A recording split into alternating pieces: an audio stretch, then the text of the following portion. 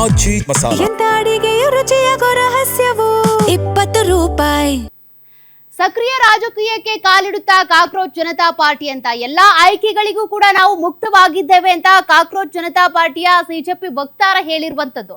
ಸದ್ಯದ ಮಟ್ಟಿಗೆ ನಾವು ಸಂಘಟನೆಯತ್ತ ಹೆಚ್ಚಿನ ಗಮನವನ್ನ ಕೊಡ್ತೀವಿ ಅಂತ. ಹಾಗಾದ್ರೆ ಈಗ ರಾಜಕೀಯಕ್ಕೆ ಕಾಲಿಡುತ್ತಾ ಕಾಕ್ರೋಚ್ ಜನತಾ ಪಾರ್ಟಿ ಈಗ ವಿದ್ಯಾರ್ಥಿಗಳ ಪರವಾಗಿ ನಿಲ್ತು, ಅದರ ಜೊತೆಗೆ ದೇಶದಲ್ಲಿ ಆಗ್ತಿರುವಂತ ಅನ್ಯಾಯಗಳ ವಿರುದ್ಧ ನಾವು ನಿಲ್ತೀವಿ ಅಂತ ಧ್ವನಿ ಎತ್ತಿದ್ರು ನಿಜ. ಆದ್ರೆ ರಾಜಕೀಯ ಪಕ್ಷವಾಗಿ ಹೊರಹೊಮ್ಮುತ್ತಾ ಇದು ಅಂತ. ಸದ್ಯದ ಮಟ್ಟಿಗೆ ನಾವು ಸಂಘಟನೆಯತ್ತ ಹೆಚ್ಚಿನ ಗಮನ ಕೊಡ್ತೀವಿ ಅಂತ ಹೇಳಿದ್ದಾರೆ. ಪ್ರಧಾನ್ ರಾಜೀನಾಮೆ ಸಿಜೆಪಿ ಪಕ್ಷಕ್ಕೆ ಸಿಕ್ಕಿರುವಂತ ಅತಿ ದೊಡ್ಡ ಗೆಲುವು ಅಂತ ಕೂಡ ಸಂತಸ ವ್ಯಕ್ತಪಡಿಸಿದ್ರು.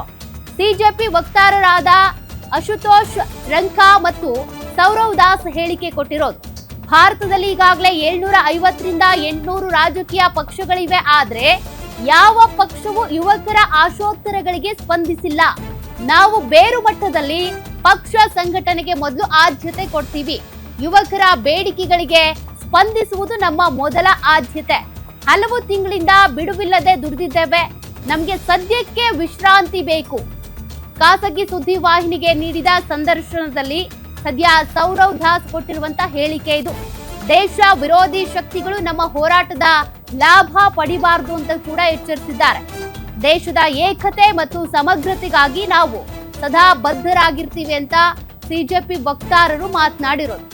ಯಾವೊಬ್ಬ ವಿದ್ಯಾರ್ಥಿಯು ಕಾನೂನಾತ್ಮಕ ಹೋರಾಟದಲ್ಲಿ ಸಿಲುಕಬಾರದು, ಕಾನೂನಿಗೆ ವಿರುದ್ಧವಾಗಿ ನಡ್ಕೊಳ್ಬಾರ್ದು ಅಂತ ಕೂಡ ಇದೇ ಸಂದರ್ಭದಲ್ಲಿ ಸಲಹೆ ಕೊಟ್ಟರು.